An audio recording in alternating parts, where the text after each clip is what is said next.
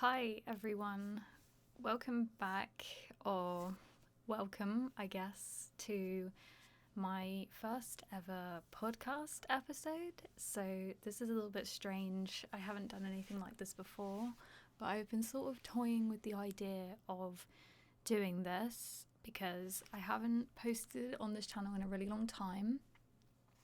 And yeah, I stopped doing vlogs and stuff, and I just thought maybe it would be good for me to do a podcast where I can just sort of sit here and talk about one thing for, like an extended period of time. That being said, you probably read the title and know what this episode is about. So, just want to preface this by saying this is going to be an extremely difficult thing for me to talk about because I still harbour a lot of the trauma that I suffered throughout this relationship. And I'm sorry if I make any speaking errors. Obviously this is going to be mostly uncut because I just want it to be, more real, feeling like I'm here just talking to you, It's not going to be highly edited, professional, anything like that. It's just going to be me sitting here talking about, whatever the topic is. Okay, so this is going to be a long one because I've got a lot to get through. I was thinking about whether I should change people's names, and I think just for privacy issues or whatever, even though probably a very large percentage of you do know the people involved in this story, especially my ex, who is the main focus of the story, I am still going to change his name just in case anyway. I don't know, I feel like I have to cover myself or something. So, and I should have thought of a name for him, and I completely blanked out. So we'll call him Carl. Don't ask me how I thought of that. It was just, I don't know. I wanted to think of a name that was just very short and to the point. So yeah, it's absolutely nothing like what his real name is, obviously.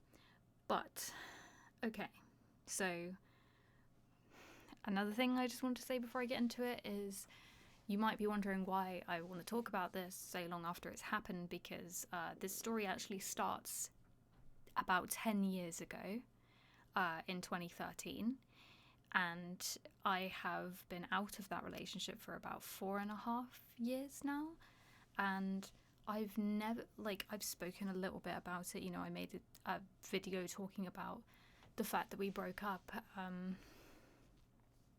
but I never went in depth about the stuff that actually happened in the relationship, and I think a lot of it has shaped who I am as a person now, and I think that's kind of important to maybe understand me a bit better. Not only that, but hopefully it could maybe help someone out there.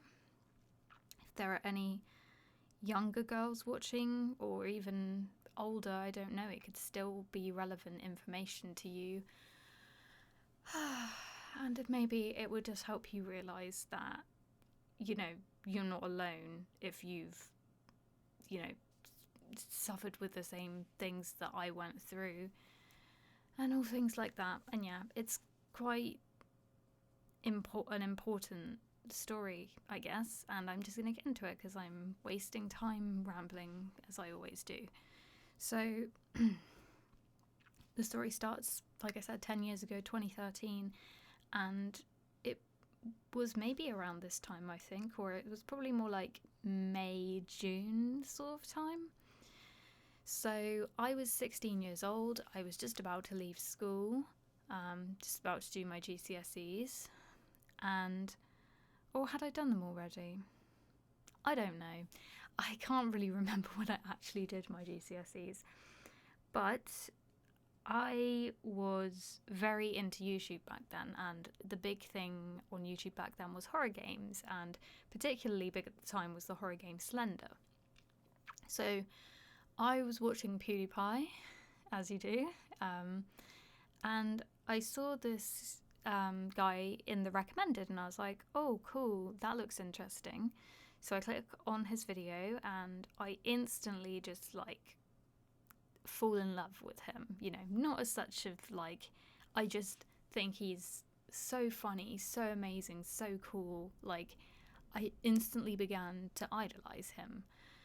And then I'm not sure when it was that I started watching his videos, but I had been watching him for a little while, and I decided to make my own videos actually. And if you go back on my old gaming channel, you can find my first ever videos I made of me playing Slender.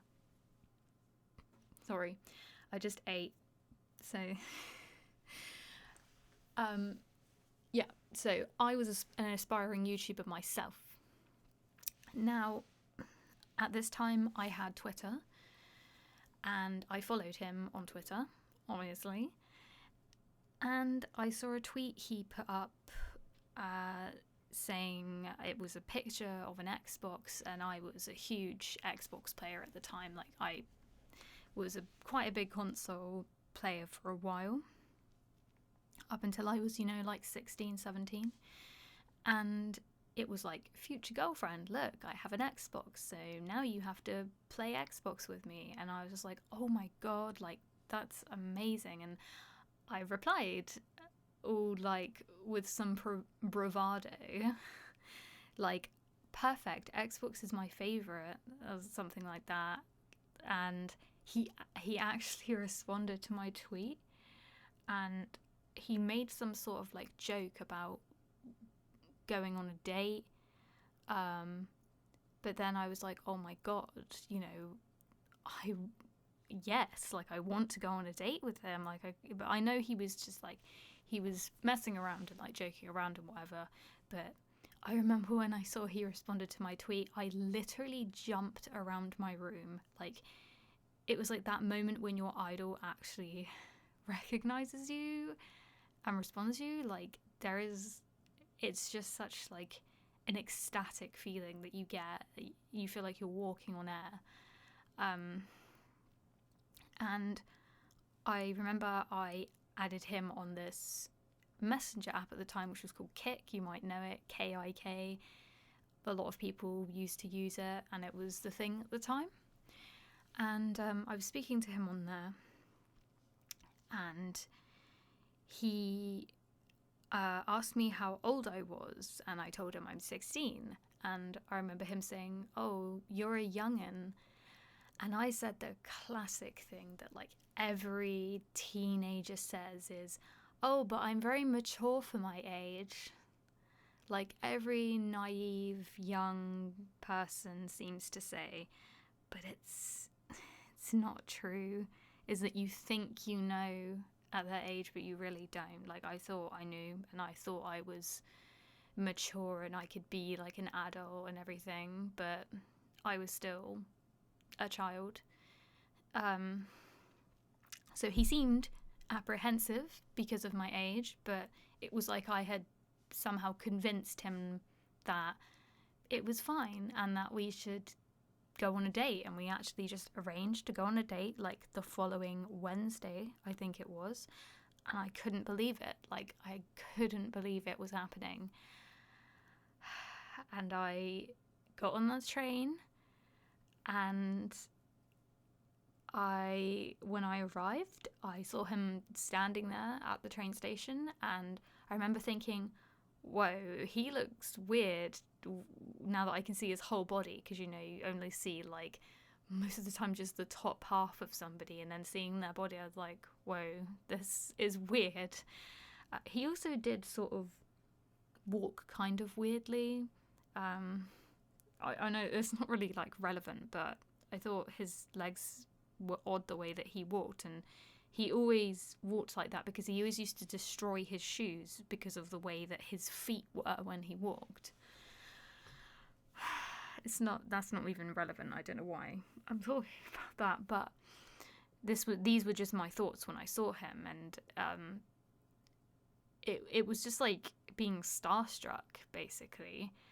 And then we were trying to figure out somewhere we could eat, so we went to McDonald's actually for our first date, and we go to McDonald's. And then I remember he started holding my hand, and I felt so like I was like sweating. I was so like, like I had so much like excitement in me. I was like, oh my God, I can't believe this. Does he like me? Like, what's going on? And I remember like texting my friend, like, oh my God, he's holding my hand. And then we went to the cinema, and we watched The Hangover Part 3. So that's just the timeline for you. This was 2013. And yeah, I had a really great time. And then we went back to his house. And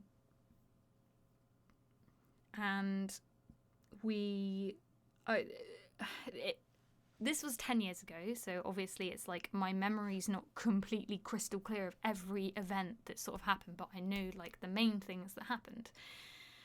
And there's just this thing I remember him saying that was really odd, and I didn't know how to react at the time. It's like, I remember him like sort of sitting down on his radiator. I can't remember what we were talking about, but he sort of sat down and he'd said, oh, I'm really horny right now.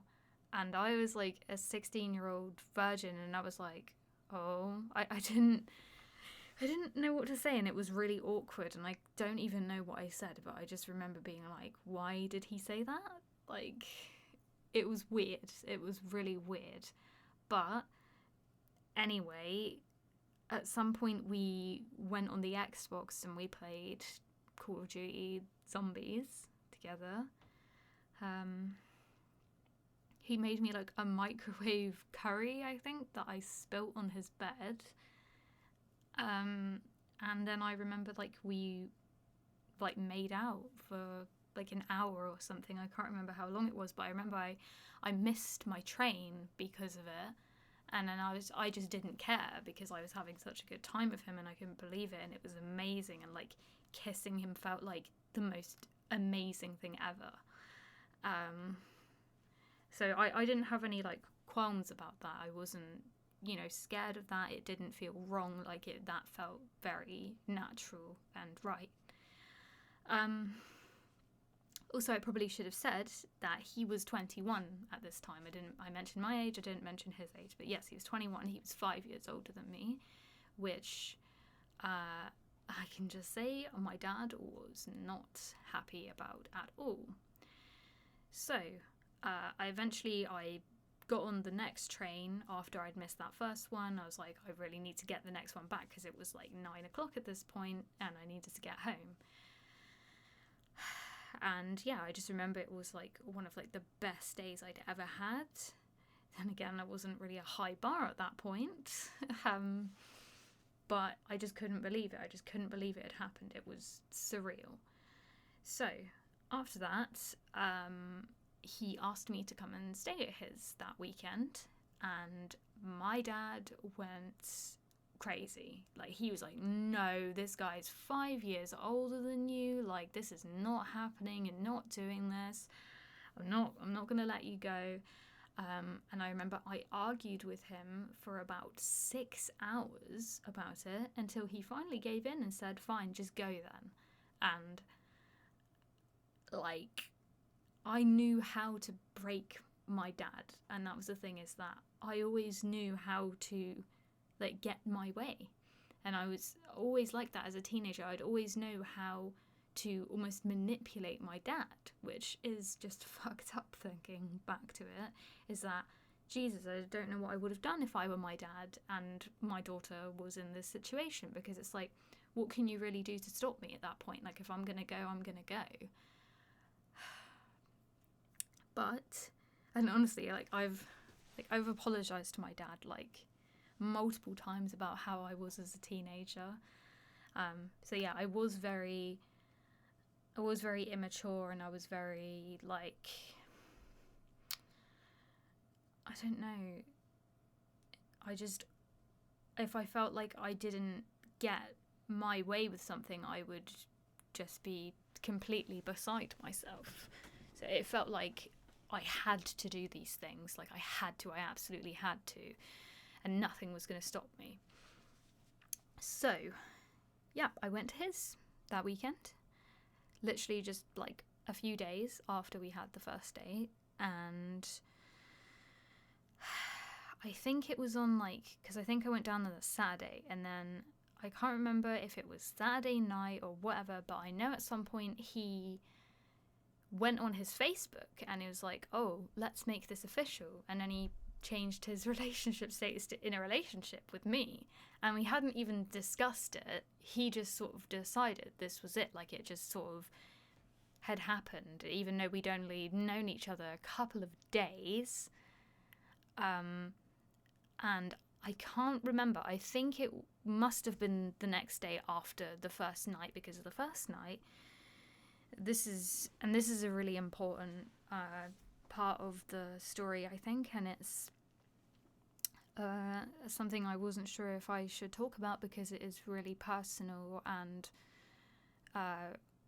traumatic to an extent, okay? Like, it wasn't the worst. But, so, we go to sleep, or we go to bed, in his bed, you know, not asleep yet. You know, I'm sort of going to sleep. I'm wearing pajamas. You know, I'm not just like naked in his bed or anything. I'm wearing pajamas. And I hear him say, "Take your top off, babe." Like, and I just sort of did it. I was like, oh, what's going on? Like, I was like, oh shit. And he went to go get a condom. And so he had just sort of decided that we were going to have sex. And like I said, 16 years old, I'm a virgin, only ever sort of just kissed a guy. I had a guy try to finger me once, unsuccessfully. But yeah, I'd done nothing sexual at this point. We weren't even like kissing and it led to that. It was just a sudden take your top off, and he goes to get a condom. So you can bet that I absolutely was not prepared for this in any way, shape or form, like mentally or physically. So then, you know, he puts that on and then he proceeds to have sex with me, I guess. And all I remember is that it was like extremely painful for like 30 seconds. It didn't last long. And then I went to the bathroom and cried. And I don't know how long I cried for, but I remember it was quite traumatic. Like, I was like, wow, that really, really hurts. But then at the same time, I also thought it was normal. I thought that your first time is supposed to hurt. But no, looking back on it, I just wasn't ready for it. And it just happened. And I feel like that right there was the pinnacle of my, like, way of viewing sex with people. But the weird thing is that after that, like, the following times that we had sex was fine. So I don't know why that was so bad, and I felt sort of a bit traumatized by it, but then I still felt okay to then continue doing it with him. That's honestly what I struggle with so much, is that,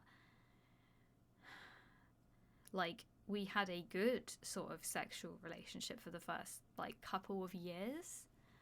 And there was, like, no issue. I didn't feel, like, really traumatized or anything. But then looking back, I'm just like, that was fucked up, because it was just so out of nowhere that the first time happened, and I was so not ready, and I felt like I wasn't mature enough. But I'm trying to think what the next step is in this story. I think I should talk about his best friend, who is, we'll call him Pete. I haven't even mentioned, like, what was it, Carl? I haven't even mentioned the name Carl once, even though I said that's what I'm going to call him. Right, so Pete, his best friend. He wanted me to meet him and his girlfriend, who we'll call Sarah. So yeah, these names nowhere near what their real names are. That's just the first. I'm better at thinking of female names than I am male for some reason. Right, so Pete and Sarah. Sarah comes and picks us up, in her car, and we go to a Weatherspoons.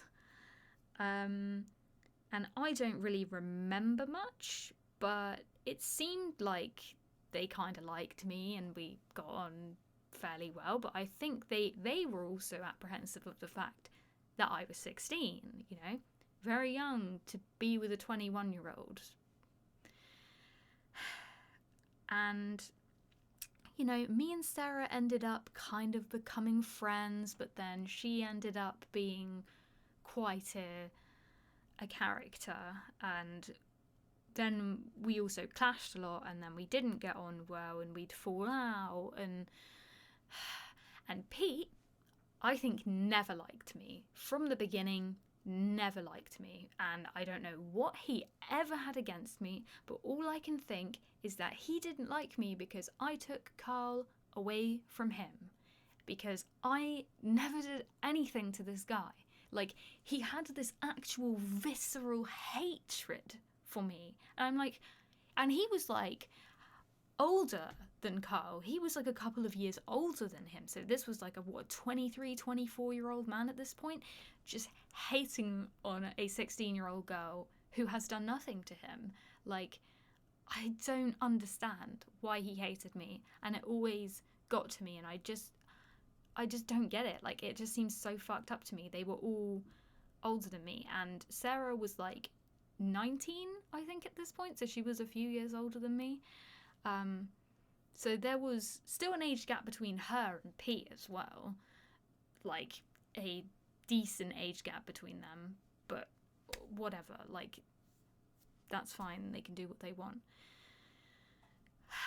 And I'm not saying that, like, our age gap was an issue, because it didn't feel like it was one. It felt like we were on the same wavelength, but then I realised that's actually probably because he was really immature, and he was more like still a teenager. He was still in that mindset because he hadn't grown up.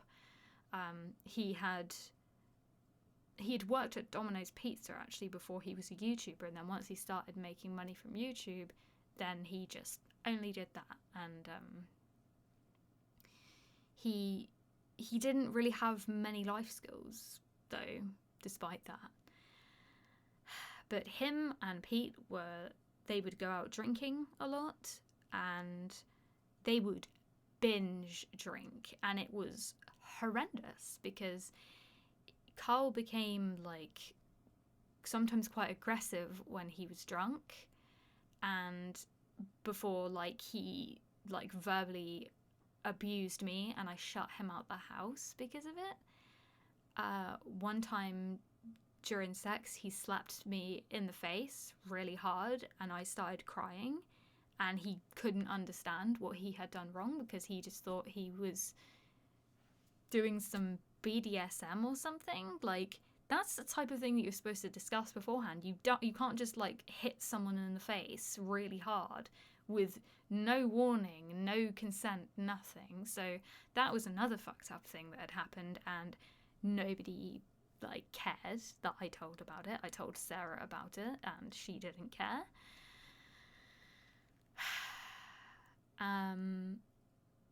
And yeah, like, he called me like all these names. He called me a bitch, and he was swearing at me, and I just locked him out the house because he was just being awful to me.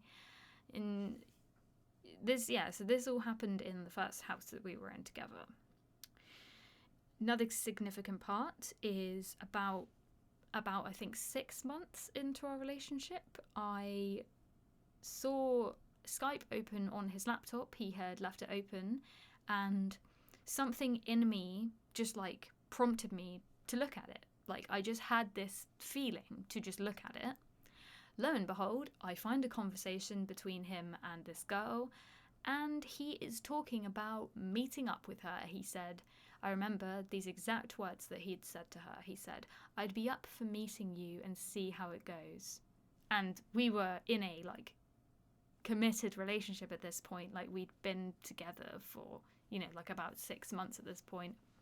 We'd got together on the second fucking day basically we'd spent together. And he was already his mind was wandering.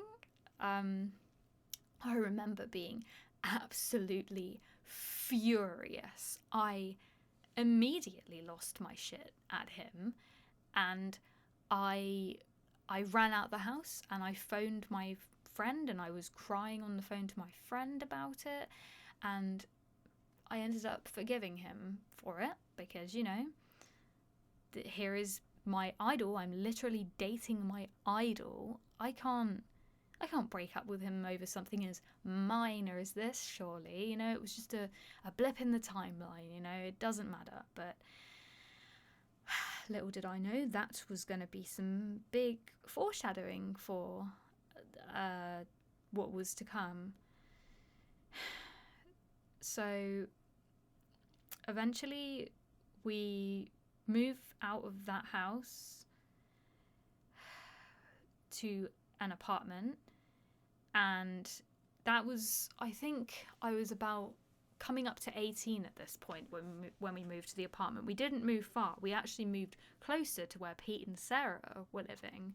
So it was basically like now walking distance when before you'd have to drive. So he went out quite a bit more, I think, with Pete, and every time they drink together, Carl would be an arsehole.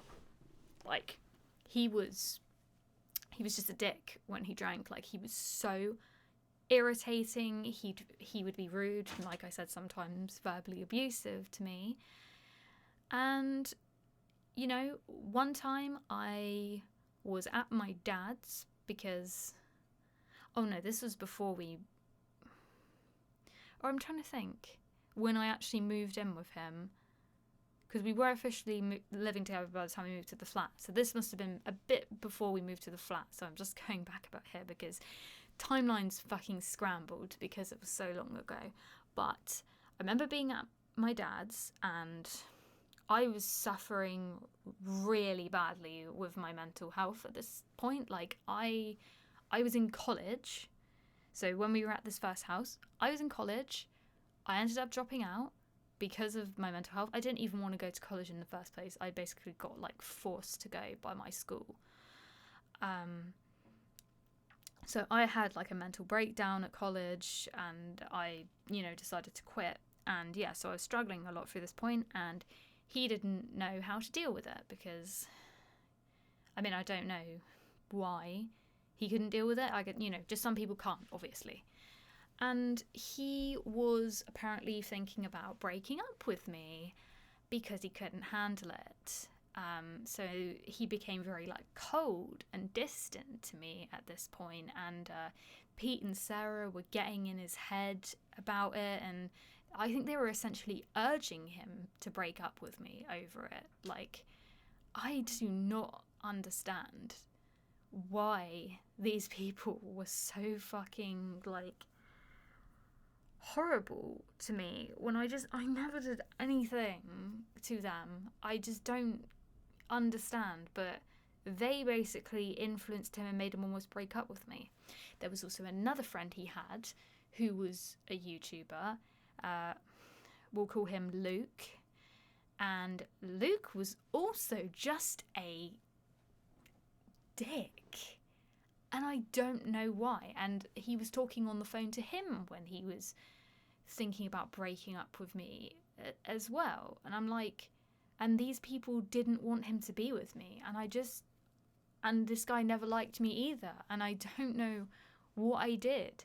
It's just like everybody seemed to just have this weird hatred for me, and I never understood why. I don't know if it was because I was young or because, God, I barely even spoke to this Luke guy as well, but he just never liked me. And it actually just really, it just really triggers me remembering back to it, because I was always like, what have I done wrong for these people to just not like me? Like, what is it? So, because yeah, I've never been a super confrontational person. I don't like cause all these problems and have all drama and argue with people. Like, I don't do that stuff. I was just a young girl who just wanted to be with this guy, and apparently nobody wanted me to be with him for whatever reason. So yeah, that was a really fucked up thing for me to cope with, and that was actually really traumatic for me, because having these people just not like me and me not understand why, that's like one of the worst feelings ever. Like, for me, one of the worst feelings ever is people not liking me. Constantly afraid that people aren't gonna like me.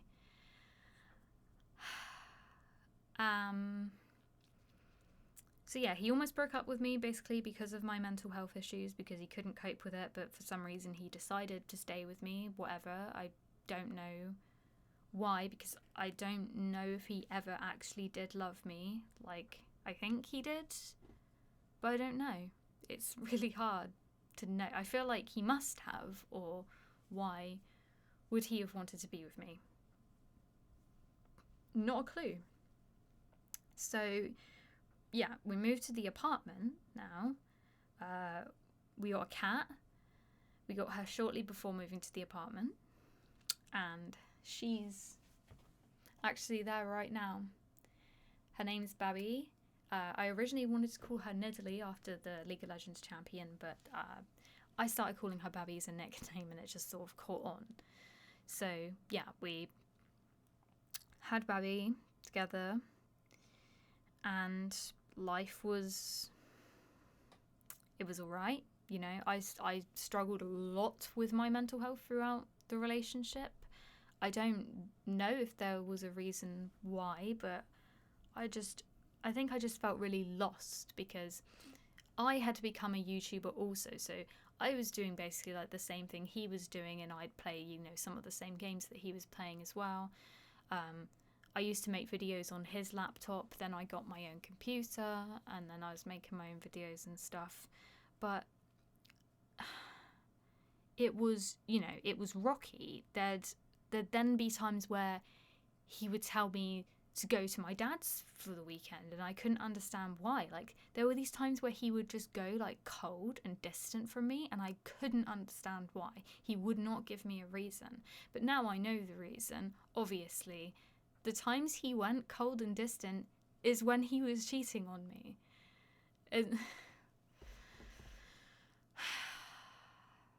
And I was in an indescribable amount of pain, because I suffer from borderline personality disorder, so I have a extreme fear of abandonment. Every time even if I perceive I'm being abandoned, whether I am or not, it feels like grief. It feels like my heart is actually shattering, and it's the most like visceral, mental, extreme anguish you can imagine. And I went through that multiple times because of him. And yeah, so during this time, you know, there was a couple of back and forths where I'd go away and I'd come back, and I know this whole time Pete was conspiring against me. He didn't want him to be with me, and he would actually encourage Carl to do things with other women, because, and I know this for a fact, because he did it publicly on Twitter to spite me. Because Twitter, you know, it's still around now, but yeah, Twitter was big back then. Everyone had Twitter, everyone used Twitter, and Twitter was so toxic. It still is, and that's why I refuse to use it again. Like, it was so toxic. I would always see things that would get to me on there. And yeah, he did it on purpose to me. So Pete had tweeted that they were at the pub and that Carl was feeding some woman cake or something, and he was trying to intend it to make it sound like, oh, you know, he's doing stuff with this woman or whatever. And I think at one point I found out that he'd potentially kissed this woman, but I don't know. I didn't get an actual confirmation from Carl, but I think Sarah was like stirring up some stuff sometimes, and I don't know if it was true, but I think that she thought something had happened. But yeah, Pete would always like try and antagonize me and try and trigger me and try and make it sound like, haha, he doesn't want you, like he's gonna go off with some other woman, like you're nothing, you shouldn't be with him. It was just so fucking horrible. It was actually just disgusting behaviour for him to do that to me, and I just don't know why. All I can think is that he's just a bad person. He was always so horrible, and that's what gets me like the most fired up, I feel like.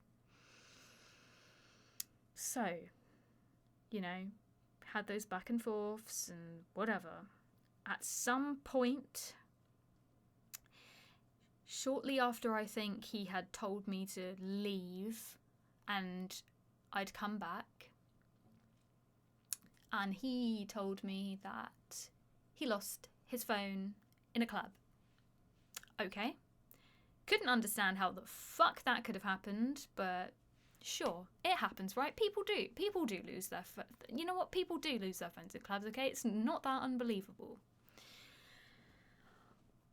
What I struggle with now is that he had bought like a new laptop, a new TV, I think a new computer, and I was like, what the hell? Like, he's like bought some new electronics, but for some reason it just didn't click. Just didn't click in my brain to think, what did you do with the old ones? Why have you just not got that anymore? But once again, I was young, really naive. I did not think things through in that way, and I just didn't see things clearly because I think I was just so clouded by my perceived love for him. Almost like I almost worshipped him, actually. I don't know if it was like what I felt for him was like true love. I feel like I was in love with him. But then again, he was all I knew. He was all I knew. Like, I was straight out of school, straight into a relationship with him. He was all I had. He was my life. He paid for everything. And I had no life of my own. I didn't have my own, like, world. Like, my world was his world. And he was all I had. I put all my eggs into one basket with him, which is an extremely dangerous thing to do and that you shouldn't do. But unfortunately, it seems to just automatically happen with BPD.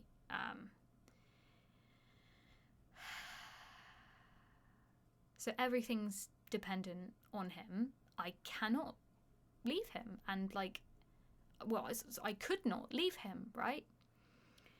So, got all these new electronics. For some reason, I didn't see that was weird as fuck. But then again, what was I supposed to think? Because I had never dealt with this type of situation before. And in case you didn't know the reason why he replaced all his electronics, is because they were taken by the police to be searched. But how the fuck was I supposed to think that was a thing, right? Because I had no idea what was going on at this point, okay? It wasn't till shortly after that, I have no idea how long it was, don't know the timelines, but I received a Twitter DM from a girl. We'll call her Katie. So Katie had sent me some screenshots from Snapchat, messages between her and Carl. And they said things like, oh, you look really cute, you know, send me a picture of you wearing yoga pants, and weird things like that. They were sort of like, they were flirtatious, but they weren't like inherently sexual in nature. There was no send me a nude picture, send me a picture of your boobs. There was no like actually anything explicit in there. And I remember one of them said, Jess found me. That just cut me like a knife. I was like, wow. So I almost caught him clearly in the act of doing this, and he was like, oh shit, sorry, she found me. Like, oh, sorry, I didn't respond, she found me. The actual nerve of this man.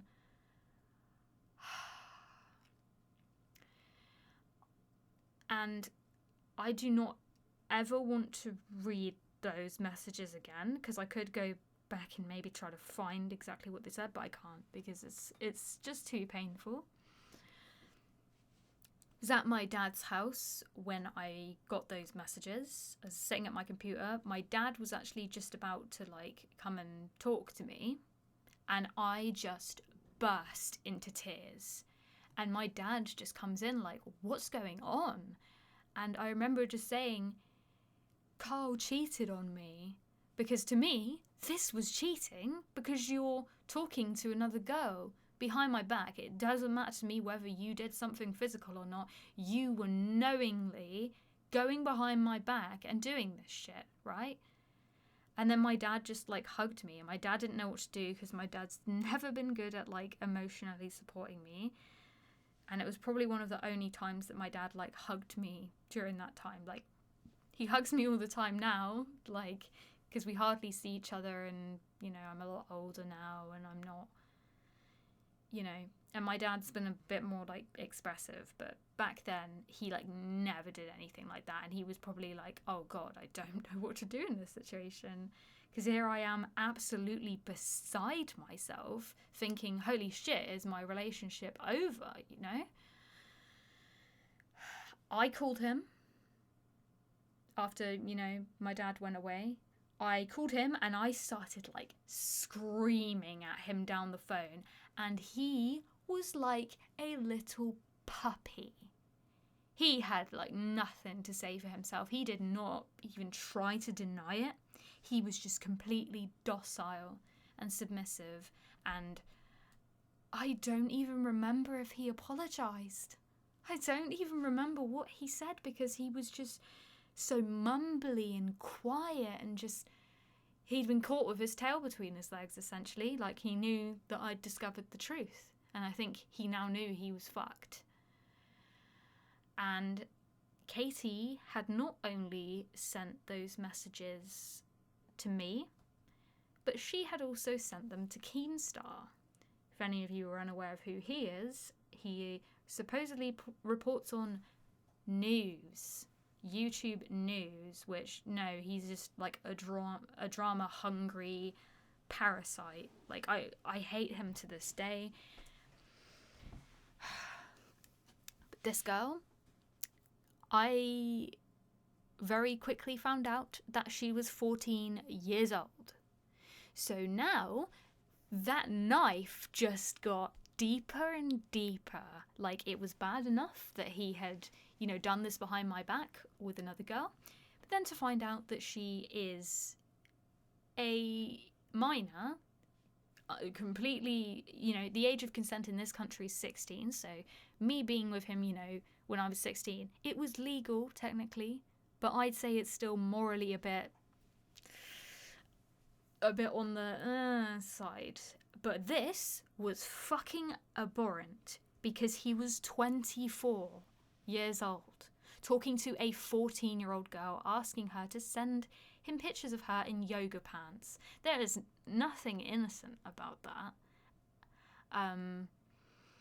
And, you know, she'd been to her mum about it, her mum went to the police about it, and then she had also made this a public thing online. So now it was all over the internet. And it had been apparently, I think she had accused him of sending her a dick pic, which was never proven whether that was true or not. I don't know. He never admitted it to me. He always denied it. He always denied that he had sent pictures. The police also didn't find anything, so I don't know whether that was true or not, but the messages alone were enough to be extremely fucked, you know? But despite this, I couldn't leave him because he was my life and I'd put everything into this relationship, and without it I felt like I had nothing, and I was, you know, suicidal over it. Like I thought, you know, if he leaves me I'm going to kill myself, like, and I even had said that before, which was emotionally abusive and manipulative of me. So this is what I mean by I was never completely innocent in this relationship, because I suffered from severe mental health issues. I still do now, but it's nowhere near as bad as back then, and I learned a lot of lessons. Is that I had a knife to my throat before, and I said, if you leave me, I'll kill myself. And that's extremely emotionally abusive, because then that puts that person in a position where they think, oh, I can't break up with her, because then if she kills herself, it's going to be my fault and it's going to be my responsibility. And sorry. And, you know, let me just be here to tell you that it's never okay to do that to someone, because I've been in that situation myself where I thought my partner might kill themselves, and it wasn't because of me, but I would still feel responsible anyway. So yeah, just please don't ever say that to someone, because the amount of extreme pressure you put on that person is horrific. So yeah, that's why I say I'm not innocent, because yeah, I had said things like that before, and I was very emotional. I was a very emotional person. I was not the easiest person to deal with sometimes because of that. I'm sorry, I have to keep taking deep breaths because it's just a lot. Now, it comes out on Keemstar. It's all over the internet. I'm getting harassed on Twitter. Eventually have to deactivate my Twitter because of the level of harassment. Everyone was calling him a paedophile.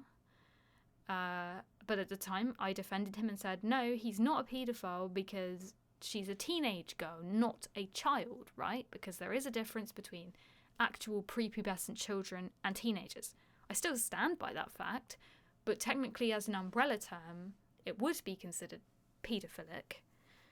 But I think it's a lot worse for it to be a prepubescent child, obviously, but it doesn't take away from the fact that it's still wrong. And even if he didn't physically do anything, it's still wrong. But at the time I thought, oh, he didn't do anything physically, it was just words. Like, there wasn't even proof of this dick pic. Like, I was more hurt of what he had done to me. You know? That he'd gone behind my back and done that, not realising the gravity of the fact that he was a 24-year-old man messaging an underage girl, a 14-year-old girl, someone 10 years his junior that hasn't fully developed yet and is very young and naive. So we ended up making a response video, and I was quite an active participant in that video. And I was just trying to justify it, and I was trying to defend him because I thought that I loved him, or I did love him. I don't even know, man. I actually just don't know if I loved him or I was just attached to him and just felt like I couldn't be anyone without him. And then I found out that she wasn't the only one. There were others that were also under the age of 16, 15, 14. I know of at least one other girl that was 15 that he also was talking to. Now, my take on it nowadays is that I don't think he actively seeked this out. I think these girls, they threw themselves at him. Well, I know that they did because I saw it happening on Twitter all the time. Just like I did. Like, when you're a fangirl, like, you completely throw yourself at it.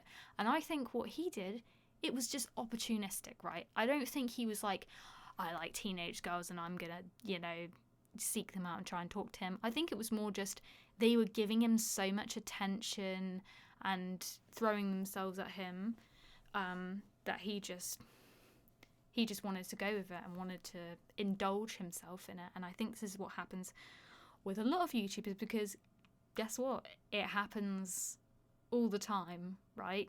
Where YouTubers, they abuse their position of power by interacting with their fans in this way. It's a complete abuse of their power. And obviously the girls don't realise it. They're too young to understand that this is wrong. And I also didn't understand how wrong it was, because I was like, oh, well, I was 16 when I got with him, and, for some reason, I just couldn't see how bad it was. I just wanted to defend him and say he's not a paedophile, he's not interested in children, And then, really, I can't say whether I think he has a specific, thing for teenage girls, or whether it was just an opportunistic thing. Like I say, for him, it probably was very opportunistic, and probably so it is for a lot of YouTubers, because they have young teenage girls that love them and throw themselves at them and will do anything for them. And that's why I was always in a lower position than him from the start. So he had an unbelievable amount of power over me. Not only was he quite a bit older than me, he was my idol. I worshipped the ground he walked on. So that meant that he could do whatever the fuck he wanted, and I would just accept it, and I would do anything for him. I'd do anything he wanted. It's like he says jump, I say how high, literally. So there was a completely fucked power dynamic from the start, and that's just something that you just don't see. I could not see that when I was that age. I can see it now, because I'm 26 now, and I have gained quite a bit of wisdom since then, you could say.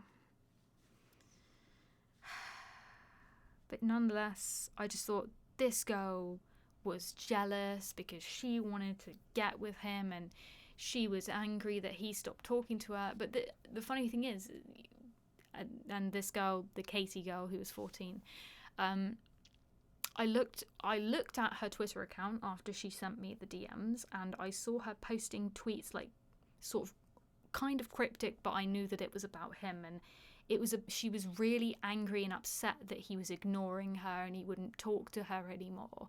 And that's when she decided to make it public, because clearly she was very upset that he had stopped talking to her. So, I mean, that was obviously the legit reason. I thought, oh, she's just doing this for attention and all this and all that. But regardless of whatever the reason was that she decided to do that, it doesn't matter, because what he did was disgusting, and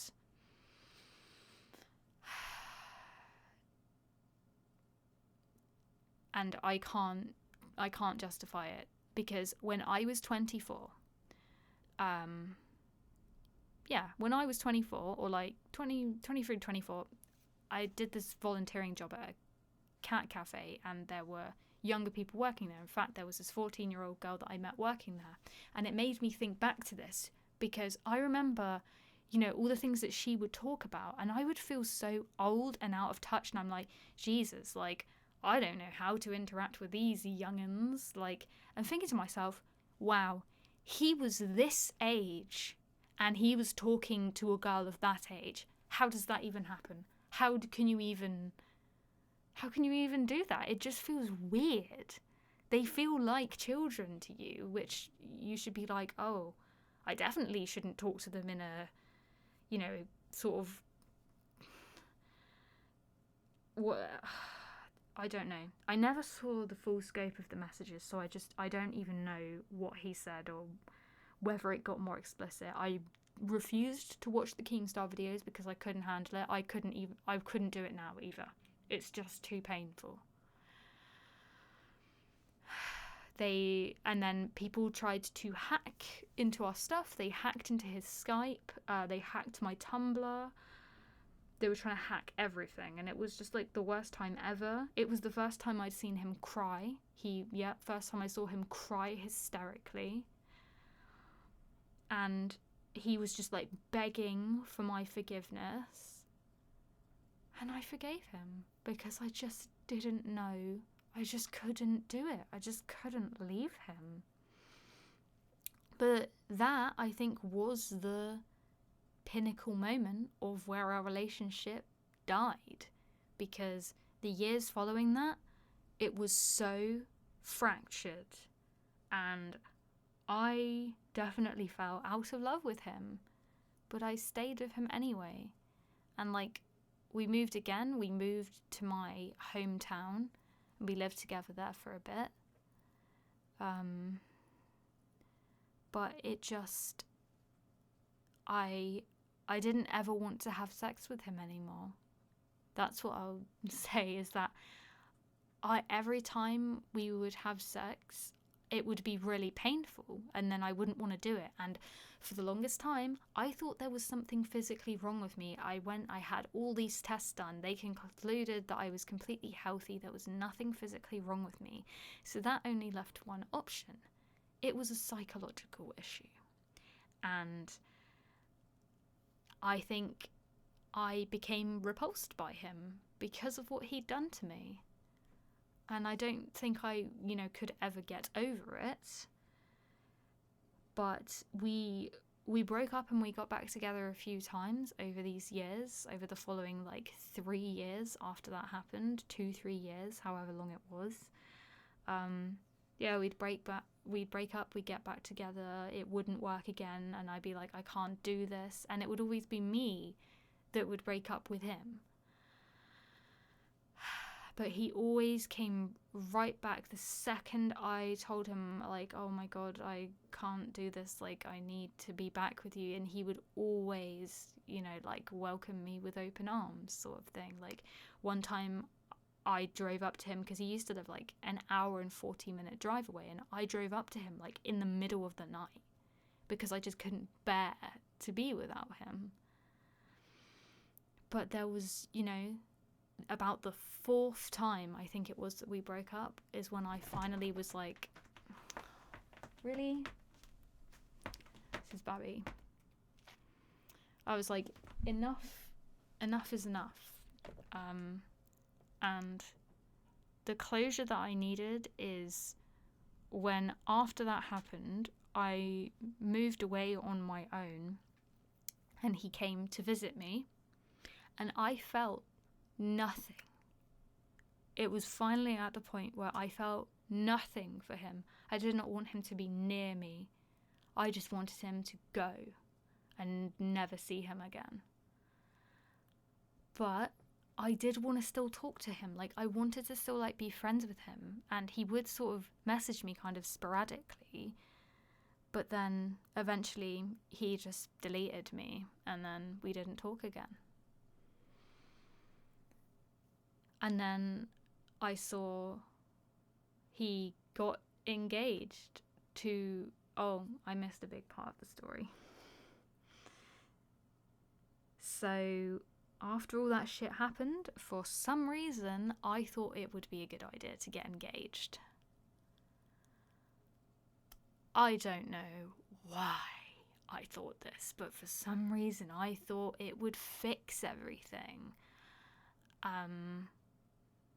And I think another reason why I did it is I wanted him to prove that he could commit to me, right? And only me, and no more of this bullshit, and we could just be together, and he could just be faithful to me and promise to be faithful to me and committed to me.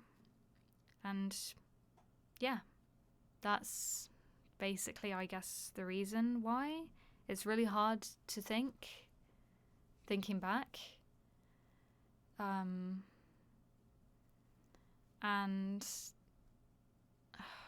it's just so embarrassing now, because to just think that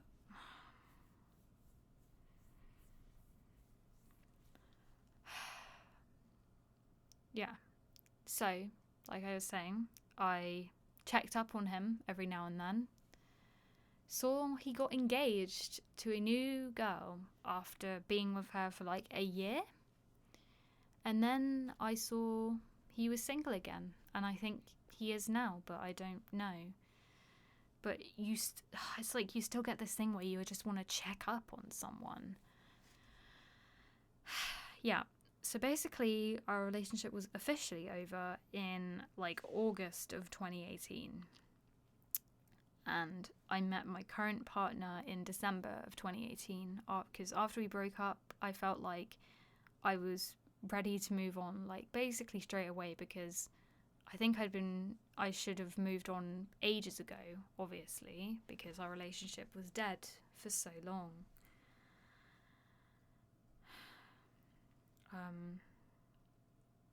So yeah, then it's like, 4 months after is when I met my current partner. And yeah, he hasn't tried to contact me or anything since. But I think a large reason why I am who I am today, because I've had ongoing sexual issues, and I think it dates back to some of that trauma of feeling like I didn't have a choice, and I then got myself into other bad situations. There was also a point in our relationship where we went into an open relationship. This was about when I was like 21, and we discussed being in an open relationship, which I don't know why. Because I didn't want to have sex with him anymore.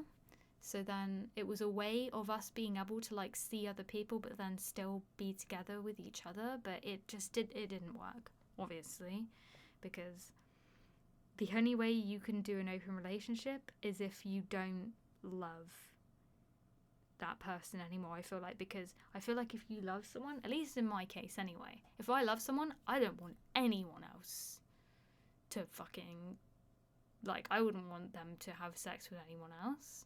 Like, Jesus Christ, no. But I just didn't care at that point. So that's what we did.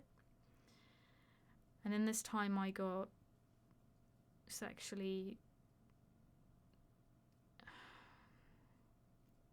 abused a number of times.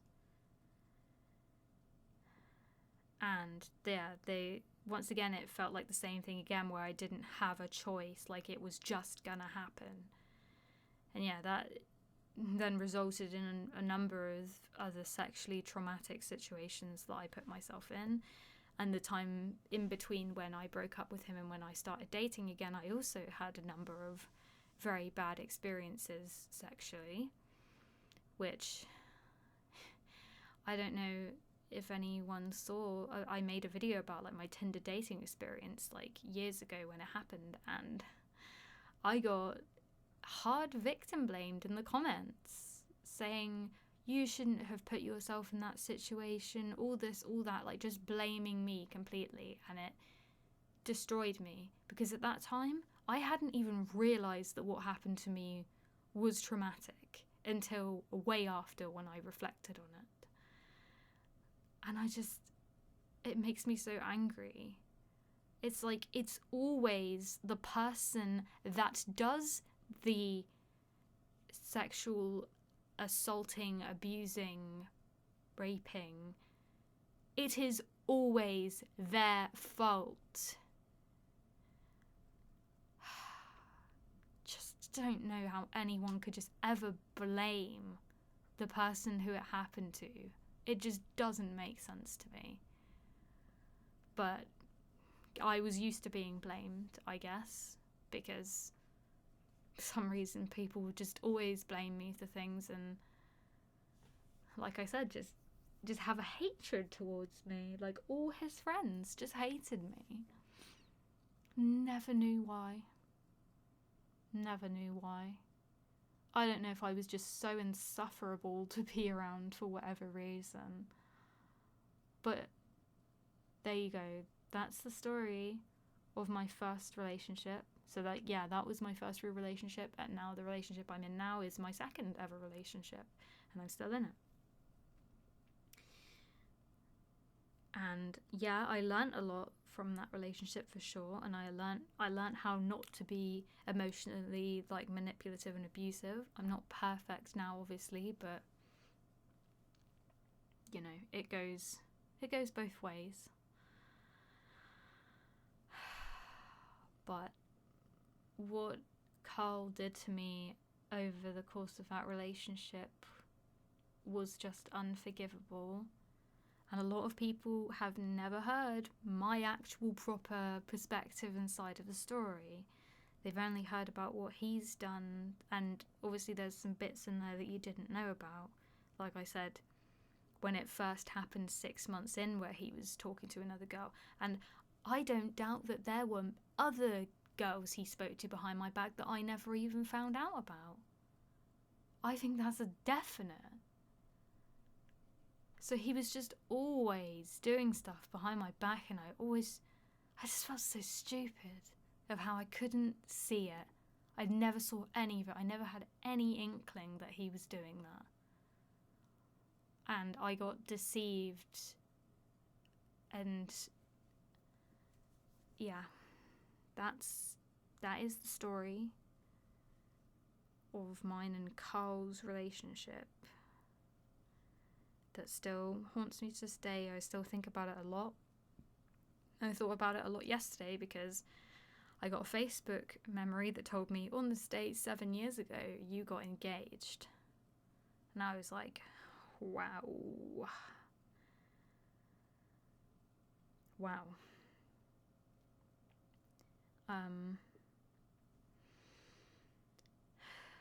This has been a really difficult thing to talk about, so I really hope that you appreciate that I have gone, out of my comfort zone to do this and shed some light on it. And I'm just so scared of people, of backlash and stuff, because I got so much of it back then as well. I'm just really scared. And just hope that people can at least try to understand why I did the things that I did. Because I struggle with it obviously a lot, of why did I stay with him? Why did I not just leave him on the spot? But then I knew when I was in that situation there was just no way. There was just no way. And I'm not joking when I'm telling you I did almost commit suicide over this relationship. There was so much pain. So much pain. And I don't think I would have survived if I didn't have a friend supporting me when I left him. If I didn't have anyone there supporting me when I left him, I was done. I was gone. So yeah, even at that point when I didn't even love him anymore, I still could not imagine my life without him. But yeah, here I am now without him. I still have our cat that we got together. She's almost 9 now. So we got her in 2014. And even though, I've moved on from it and stuff, there's still so much pain and triggers that remain as a result of that. And it's not something to be taken lightly. And yeah, I never thought he'd be the type of person to do what he did.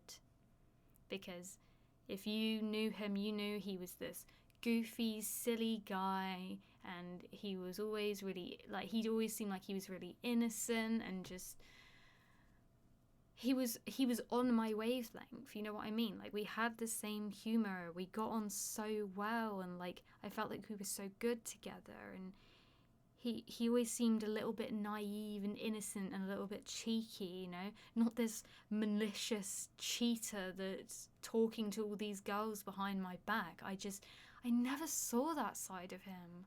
I couldn't imagine it. I just didn't get it. But he did it. And that's the hardest thing, is that he clearly had another side to him that I never saw and never knew, despite knowing him for over 5 years. So that's, once again, another lesson that can be learned from this is you can think that you know someone, but honestly, people can hide shit from you. Like, you can think you're wise to everything, but the truth is, it's not always the case. I thought I was so smart and I could see through bullshit. Nope. Completely pulled the wool over my eyes. Completely. Even when an entire police investigation was going on.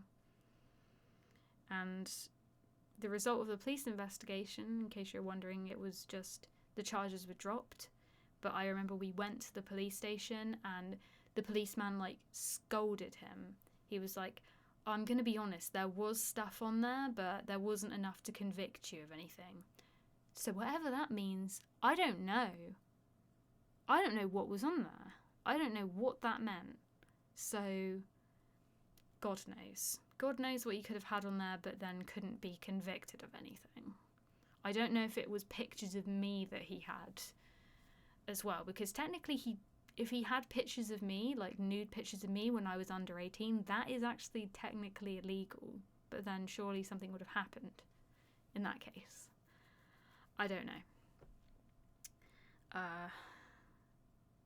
But eventually he did get all his electronics back and wasn't charged with anything, but he was basically like under suspicion of grooming. But they couldn't actually like bring any charges against him for it because he hadn't actually tried to physically meet the girl.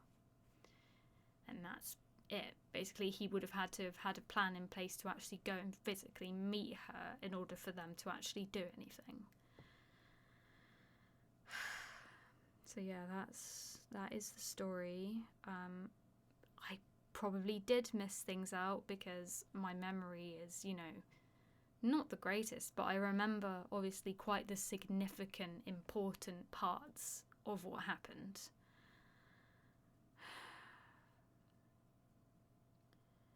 And that being said, I hope that this has been insightful, I guess, to say the least. And the next episode, I think I'll be talking about my experience being a stripper, because that's another thing I do want to talk about.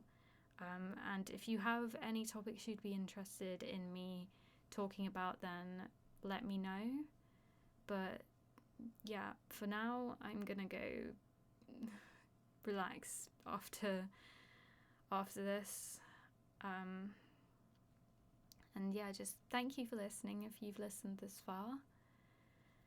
And I will see you again soon.